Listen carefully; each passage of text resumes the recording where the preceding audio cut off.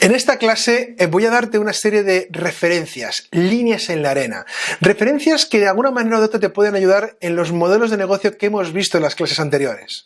Tener referencias no es fácil. ¿Mi recomendación cuál es? Mi recomendación, además de que te veas esta clase, es que indagues, investigues más métricas por internet o empresas que ya están funcionando y les preguntes por esas métricas.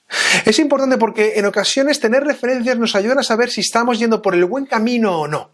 Y cuando estamos buscando en el fondo un camino para saber si la métrica es correcta o si es lo esperable, en ocasiones necesitamos que alguien nos ayude aquí.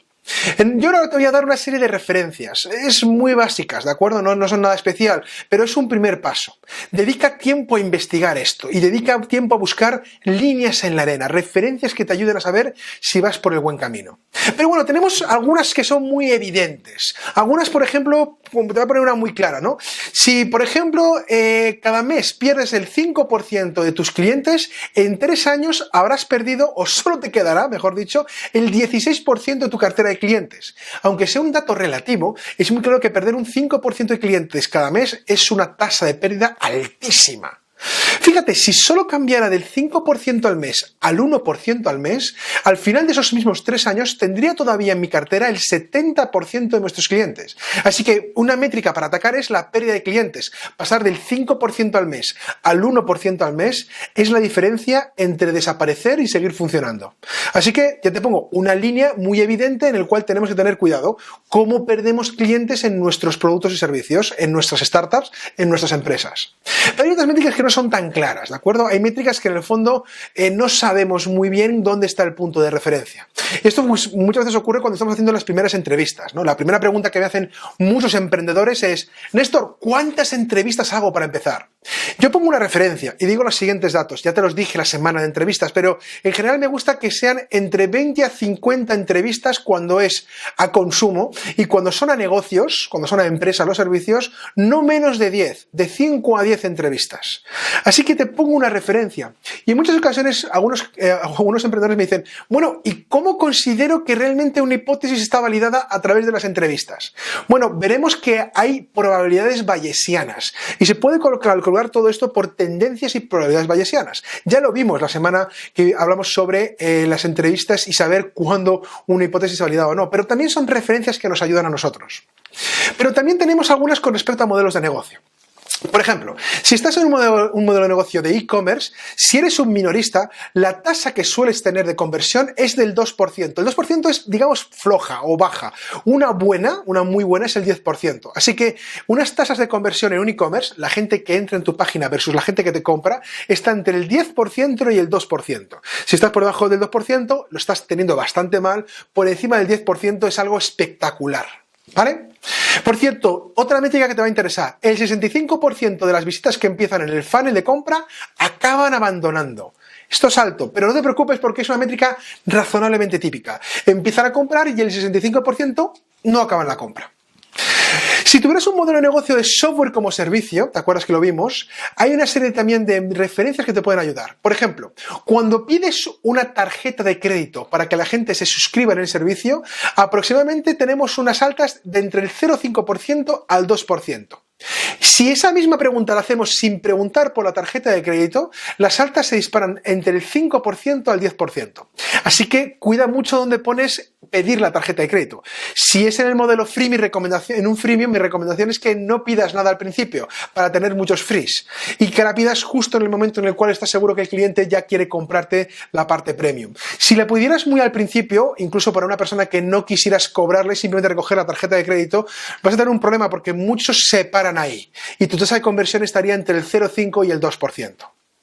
Por cierto, el 15% de las personas nunca dan las tarjetas de crédito y entre el 40 y el 50% de las personas solo van a querer siempre el modelo free, nunca pasarán al premium, aunque lo necesiten.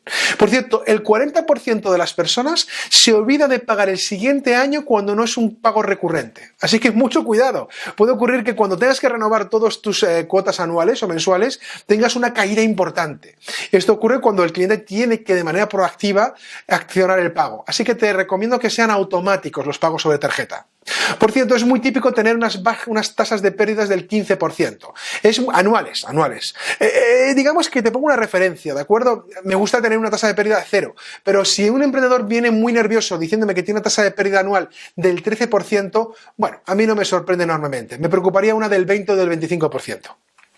En los modelos de negocio de apps o móviles te voy a poner algunas referencias. Primero, el precio medio que hay en las apps es de $0,5 a $2,5 o de 0,5 euros a 2,5 euros. Digamos que ese es un poco el rango en el cual se mueven las apps. Ojo, el coste de adquisición de cliente es importante que no supere nunca 0,75, aproximadamente 0,75 euros por usuario. Es decir, cuando una empresa, una startup me viene con una aplicación móvil y me dice que su coste de adquisición de cliente es de 3 euros, ya puede cobrar por su app 10, porque si no tenemos un problema de sostenibilidad de nuestro modelo de negocio. Sin embargo, si vienen con un coste de adquisición de cliente de 0,2 o 0,5, habría mucho efecto viral, sería muy interesante eso. Pero recuerda, una referencia, 0,75 por usuario, un buen número que te puede ayudar mucho a saber lo que te puedes gastar. Otras métricas de referencias en los modelos ahora de publicidad son, por ejemplo, el tiempo medio. Esto te interesa mucho porque tú lo que quieres es tener impactos de publicidad en tu página, ¿de acuerdo, no?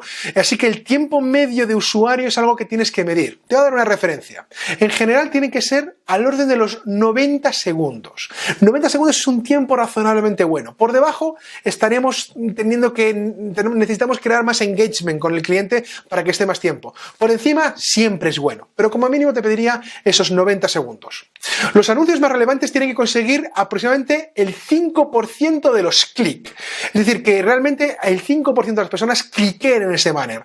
Y el resto de los anuncios peores suelen estar entre el 2% al 0,2%. Te pongo otra referencia para que veas cuando un banner te está funcionando, cuando un banner no te está funcionando. Mira, por debajo del 0,08% estamos haciéndolo muy mal. Es decir, cualquier banner que pongamos que esté en el 0,08 y de ahí para abajo, estaremos haciéndolo mal y hay que remejorar, hay que pensar y optimizar ese banner. Por cierto, si se pierden el 5% de los clics antes de llegar, es decir, lo que se llama cancelación rápida, y eso es muy típico por errores. Por ejemplo, estás navegando por la página y das clic al banner sin querer y rápidamente arranca un pop y tú cierras, cancelas la página que arranca o el nuevo enlace que te abre lo cancelas rápidamente. Eso suele ser el 5% de los clientes que por error cliquean en el banner. Ahí tienes una serie de referencias por si estás trabajando en un modelo por ingresos de publicidad.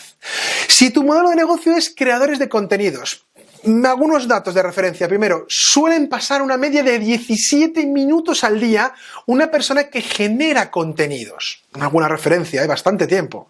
El 25% de los visitantes buscan contenidos nuevos, así que es muy importante tener ciclos y rotajes buenos en la generación de contenidos. Del 60 al 70% generan o realizan contenidos muy fáciles, muy sencillos, en ocasiones de muy poca calidad. Así que tenemos aquí una típica regla del Pareto. El 80% de las personas generan el 20% de los contenidos malos y que el 80% de los contenidos buenos son generados por el 20% de nuestro segmento de clientes que generan contenidos. Mira, del 5 al 15% realizan contenidos para otros. Así que, otra vez, una regla de Pareto aquí, ¿no? Muy interesante, los modelos de negocio relacionados con contenidos siguen en muchos casos las reglas de Pareto. Ya sabes, 80%, 20%.